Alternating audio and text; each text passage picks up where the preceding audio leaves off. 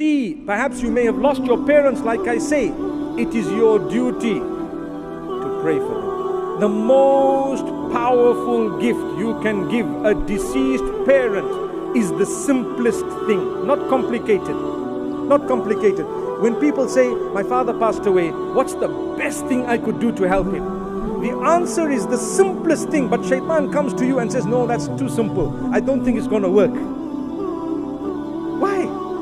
If I were to ask you, what do you think is the best thing that would help your father or your mother who's passed away? You probably would come up with a list of very, very difficult things.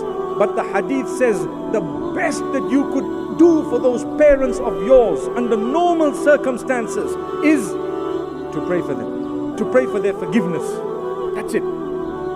You pray for their forgiveness. Imagine I just say, oh Allah, forgive my father, he's passed away, oh Allah, grant him Jannatul Firdaus, and you can repeat that again and again and again. No fixed number, no number of days that you need to do that for. It's just loose-ended, and it's up to you how much you want to say it. The more you repeat it, the more your father's benefiting in the hereafter. What to do? Just to pray for them, just to ask Allah's forgiveness for them, to ask Allah to have mercy on them, to grant them Jannah, etc., etc.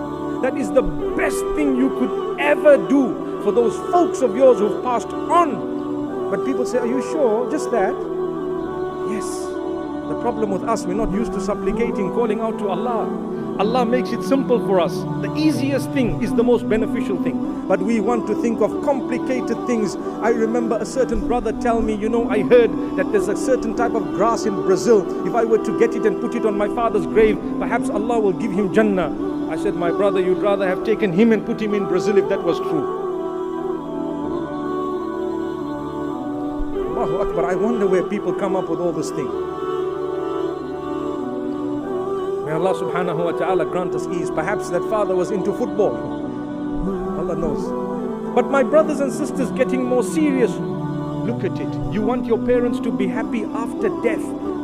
You should try to visit some of their friends. And try perhaps once in a while to inquire about some of the friends that they had when they were alive. The Prophet ﷺ has taught us this. Perhaps visit the old man your dad used to visit before he had passed away. And if you visit the old man, what will happen? You remember your father, you pray for your father, and you're actually doing a good deed that your dad had started off and he taught you. And then you will have your children do the same one day.